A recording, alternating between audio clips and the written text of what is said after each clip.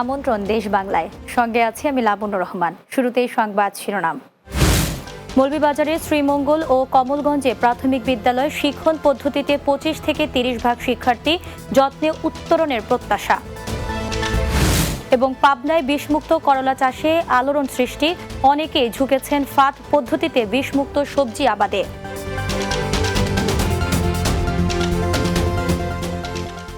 শুনছিলেন শিরোনাম, এবারে বিস্তারিত।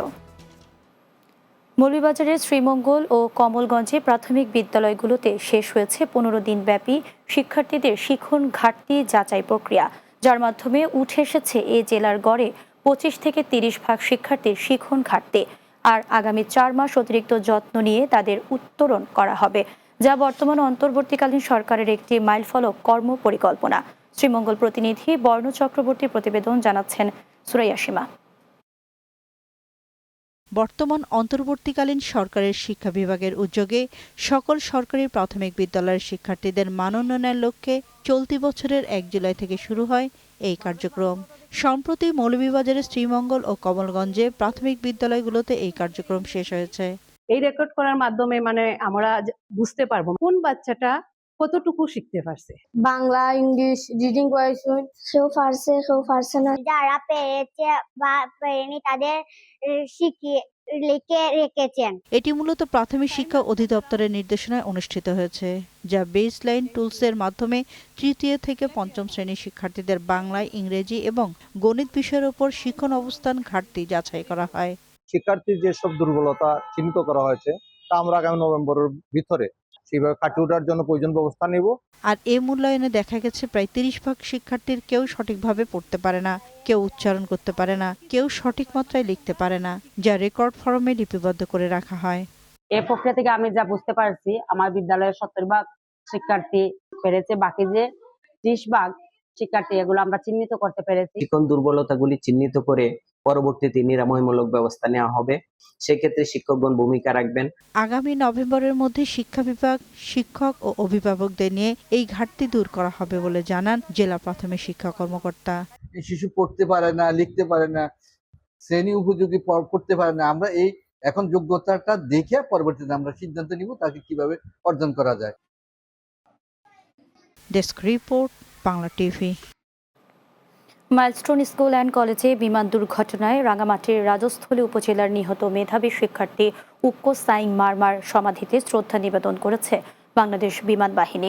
সোমবার বিমান বাহিনীর উইং কমান্ডার আবদুল্লাহ মোহাম্মদ ফারাবির নেতৃত্বে একটি প্রতিনিধি দল রাজস্থলীর খ্যাংদং পাড়ায় উক্কো সাইংয়ের সমাধিতে পুষ্পস্তবক অর্পণের মাধ্যমে শ্রদ্ধা নিবেদন করেন। এ সময় উপস্থিত ছিলেন উক্কো সাইংয়ের পিতা ওসাইং মং মারমার, মাতা ডেজরিং প্রো মারমা সহ অন্যান্যরা। শ্রদ্ধা নিবেদন শেষে উইং কমান্ডার আবদুল্লাহ মোহাম্মদ ফারাবি বলেন, বাংলাদেশ বিমান বাহিনীর পক্ষ থেকে উক্কো সাইংয়ের পরিবারের প্রতি সমবেদনা জানানোর পাশাপাশি তার আত্মার শান্তি কামনা করা হয়। শহীদ প্রেসিডেন্ট জিয়াউর রহমানের ছবি অবমাননা ও বিএনপির ভারপ্রাপ্ত চেয়ারম্যান তারেক রহমান সম্পর্কে কুরুচিপূর্ণ ও অশালীন বক্তব্যের প্রতিবাদে বিক্ষোভ মিছিল করেছে কোনাবাড়ী থানা বিএনপি। কোনাবাড়ী থানা বিএনপির সাংগঠনিক সম্পাদক তানবিরুল ইসলাম রাজীব এর নেতৃত্বে কোনাবাড়ী পল্লী বিদ্যুতের সামনে থেকে বিক্ষোভ মিছিল বের করা হয়। পরে ঢাকা টাঙ্গাইল মহাসড়ক প্রদক্ষিণ করে আনসার বিল্ডিং এর সামনে এসে সংক্ষিপ্ত বক্তব্যের মাধ্যমে তা শেষ হয়। এ সময় থানা বিএনপি ও অঙ্গ সংগঠনের নেতাকর্মীরা উপস্থিত ছিলেন। জুলাই আগস্ট গণ অভ্যুত্থান দিবসের কর্মসূচির অংশ হিসাবে জয়পুরহাটে 1000 গরিব, দুস্থ ও সাধারণ মানুষকে বিনামূল্যে চিকিৎসা সেবা ও ঔষধ সামগ্রী বিতরণ করেছে বাংলাদেশ সেনাবাহিনী। সোমবার সেনাবাহিনীর 11 পদাতিক ডিভিশনের সার্বিক তত্ত্বাবধানে শহরের খঞ্জনপুর উচ্চ বিদ্যালয়ে এই ক্যাম্পের আয়োজন করা হয়। ক্যাম্পেইনে মেডিসিন, চক্ষু, চর্ম ও যৌন শিশুরোগ সহ বিভিন্ন বিশেষজ্ঞ চিকিৎসকরা চিকিৎসা সেবা প্রদান করেন। এ সময় 11 পদাতিক ডিভিশন ও বগুড়া এরিয়ার সেনা কর্মকর্তারা উপস্থিত ছিলেন। কিশোরগঞ্জের নিকলিতে বাংলাদেশ পেশাদার সাংবাদিক ফোরাম BPJF এর কেন্দ্রীয় নেতৃবৃন্দের আগমন উপলক্ষে 2 দিনব্যাপী মিলন মেলা ও মতবিনিময় সভা অনুষ্ঠিত হয়েছে। উপজেলা পরিষদের অডিটোরিয়ামে এই সভার আয়োজন করা হয়। এতে প্রধান অতিথি ছিলেন জাতীয় নির্বাচন পর্যবেক্ষণ পরিষদ, জানি পপ এর চেয়ারম্যান ও রংপুর রোকেয়া বিশ্ববিদ্যালয়ের সাবেক ভিসি অধ্যাপক ডক্টর নাজমুল আহসান কলিমুল্লাহ। অনুষ্ঠানে বাস্তবায়ন কমিটির আহ্বায়ক আবুল হুসাইনের সভাপতিত্বে এ সময় নিকলী উপজেলা বিএনপির সভাপতি অ্যাডভোকেট বদরুল মোমেন মিঠু, সংগঠনের সভাপতি কাজী শরীফুল ইসলাম, সাধারণ সম্পাদক রোমান আকন্দ ও বাংলা টিভির কক্সবাজার প্রতিনিধি আমিনুল হক আমিন সহ সংশ্লিষ্টরা বক্তব্য রাখেন। কীটনাশক বিষে ছেয়ে গেছে যখন নানা ধরনের সবজি ক্ষেত, ঠিক সে সময় পাবনায় আলোড়ন সৃষ্টি করেছে বিষমুক্ত করলা চাষ। সরকারের পাশাপাশি বেসরকারি সংস্থার আর্থিক ও সার্বিক সহযোগিতায় চলছে এ কার্যক্রম। ফলে এলাকার অনেকে এই ফাঁদ পদ্ধতিতে বিষমুক্ত সবজি আবাদে ঝুঁকেছেন। পাবনা প্রতিনিধি এস.এম. আলমের প্রতিবেদন, জানাচ্ছেন হাসান মাহমুদ।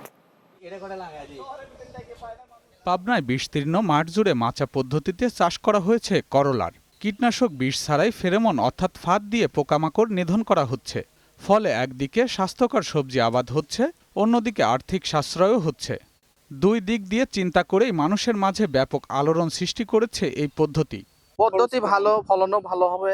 বিষ বাদে আর কি অনেক ভালো হয়েছে। করলা আবাদ করে আমি অনেক লাভবতী হয়েছি।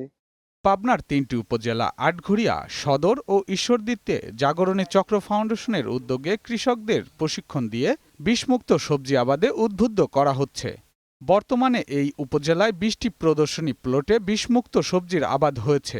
ঢোপ দিয়ে আপনার পোকা দ্রুত পড়ে, ফাঁদে পড়াবার পোকাটা মরে যায়, আর ওইটা ব্যবহার করলে ফলগুলো ভালো থাকে। কৃষকদের প্রশিক্ষণ সহ বীজ, সার ও মাচা তৈরির সহযোগিতা করা হচ্ছে। একদিকে জাতি বিষমুক্ত সবজি পাচ্ছে, অন্যদিকে কৃষকরাও আর্থিকভাবে সাশ্রয়ী হচ্ছেন এখান থেকে। পল্লী কর্ম সহায়ক ফাউন্ডেশনের আর্থিক এবং কারিগরি সহায়তায় জাগরণী চক্র ফাউন্ডেশনের তত্ত্বাবধানে আমরা এই প্রজেক্টগুলো বাস্তবায়ন করে থাকি। আমাদের মেসেজ দুইটা, একটা হচ্ছে ভোক্তার কাছে বিষমুক্ত সবজি পৌঁছানো, আর একটা হচ্ছে প্রান্তিক পর্যায়ের যে জনগোষ্ঠী আছে এদের আর্থিক অবস্থার উন্নতি। সরকারের পাশাপাশি বেসরকারি উন্নয়ন সংস্থা PKSF এর আর্থিক ও জাগরণী চক্র ফাউন্ডেশনের সার্বিক সহযোগিতায় চলছে এ কার্যক্রম। Desk report, Bangla TV. দেশ বাংলায় নিচ্ছি বিরতি, ফিরে এসে অন্যান্য সংবাদের সাথে আরও যা থাকছে। জুলাইয়ের চেতনা জাগ্রত করতে ঝিনাইদহের শিক্ষার্থীদের পরিষ্কার পরিচ্ছন্ন ও পলিথিন নিষিদ্ধ অভিযান, পরিবেশ বান্ধব জীবনযাপন গড়ে তুলতে এই উদ্যোগ।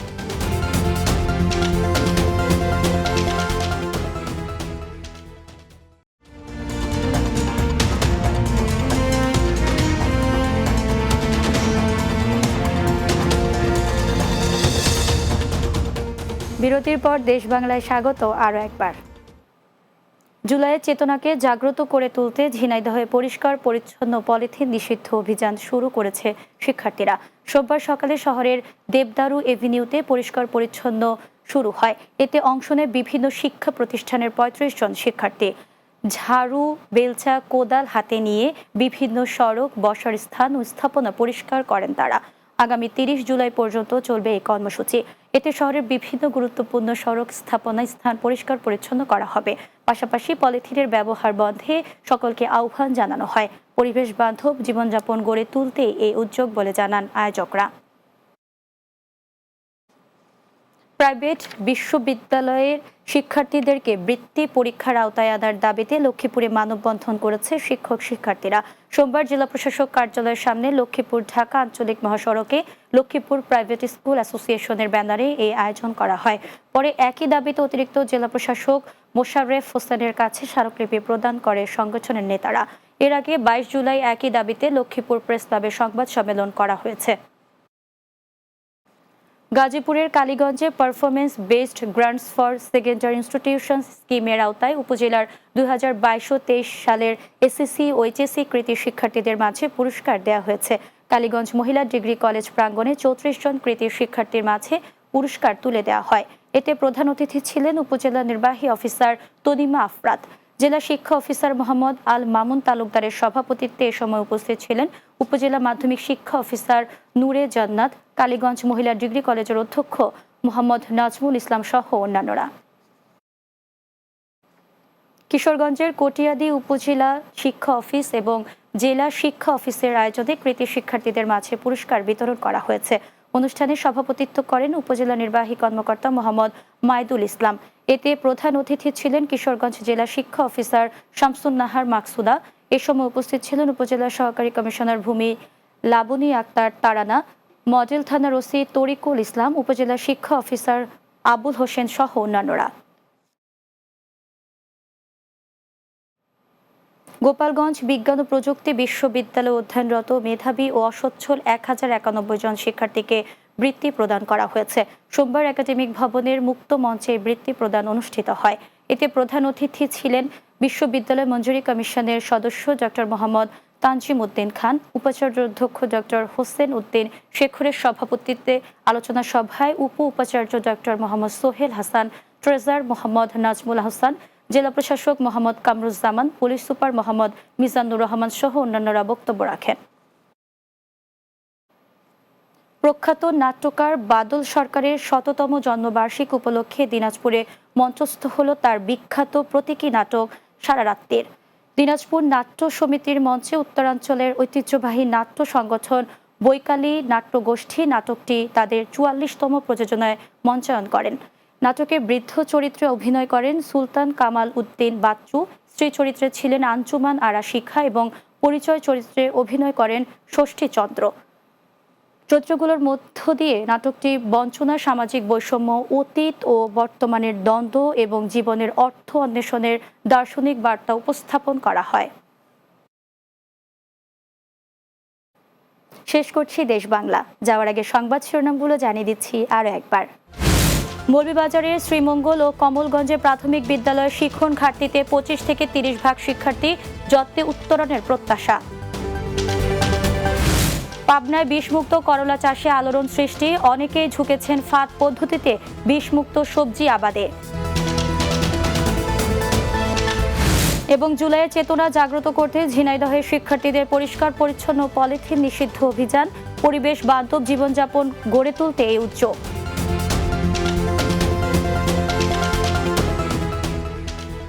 এই ছিল দেশ বাংলায়। আমাদের পরবর্তী সংবাদ বিকেল 4:30 দিনের বাংলা দেখার আমন্ত্রণ রইল। এতক্ষণ সঙ্গে থাকার জন্য ধন্যবাদ সবাইকে।